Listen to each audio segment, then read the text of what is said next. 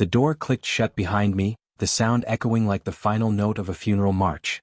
Their eyes were already waiting, cold, rehearsed, merciless, like a jury that had already decided the verdict. At the center of it all stood her father, holding out a thick sheet of papers.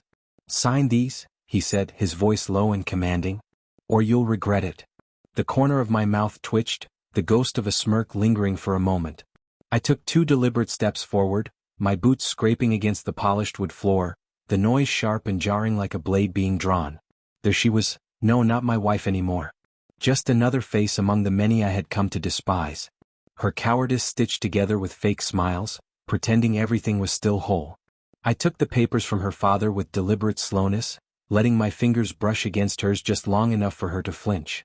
Good, she knew. As I pretended to scan the documents, silence fell over the room, thick and suffocating. It was betrayal made flesh, each of them complicit, each of them a part of the scheme. Her mother shifted uncomfortably in her seat. Her brother coughed, a forced noise that couldn't mask the tension hanging in the air. My pulse was ice water in my veins. No fear, no anger, just a deep, unyielding precision. I set the papers down on the coffee table. Then, from inside my jacket, I pulled out a smooth, black folder, as deliberate as my every movement. I placed it on top of hers, the weight of it making a quiet statement. A judge's final decree. "Actually," I said, my voice low and steady, "I have a surprise for you too." Her face crumbled instantly, the mask of composure she had so carefully crafted falling apart before my eyes. She knew it was coming, but she didn't know how much I had learned. It hadn't always been this way. There was a time when she looked at me like I was everything, late nights filled with whispered dreams, mornings spent laughing over burnt coffee. I believed it all, every word. But love is a luxury, a careless thing easily weaponized.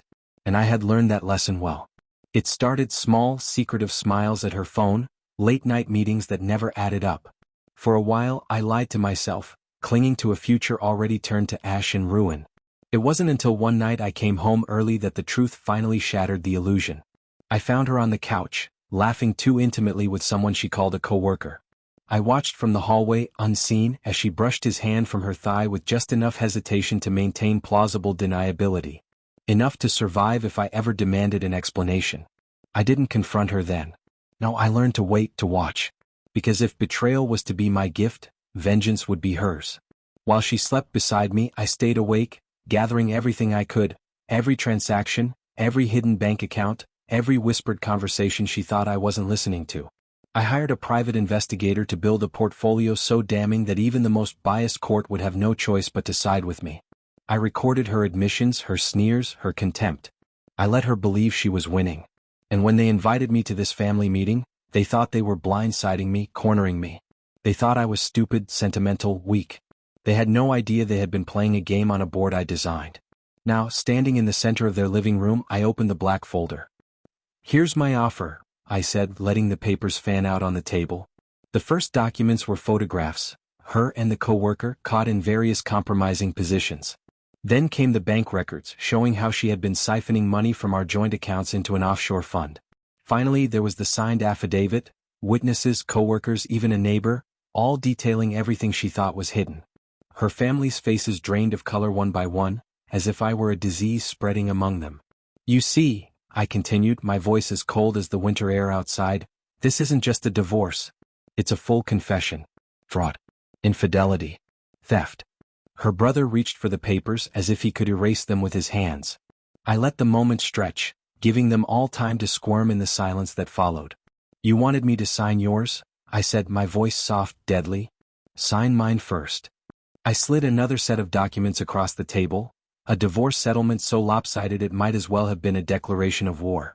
Full custody of our home, full claim to the business we had built, the one that, without me, would collapse within a year. Financial restitution for every dollar stolen, plus damages. "And if I refuse?" she whispered, her voice cracking under the weight of her collapse. I smiled, slow and terrible. "Then tomorrow morning, every one of these documents goes to the police. To the press. To anyone who ever thought you were worth trusting."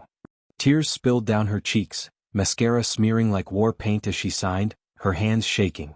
No one else spoke. No one dared. When the final signature fell onto the paper, I gathered my documents and tucked them neatly back into the black folder. I stood there for a moment, letting the ruin I had wrought settle into their bones. This wasn't anger. This wasn't revenge. This was justice. Without another word, I turned and walked to the door. It swung open and I stepped into the cold night beyond. As I walked into the darkness, leaving their shattered world behind me, I allowed myself one final thought. You should have chosen loyalty. And then I was gone.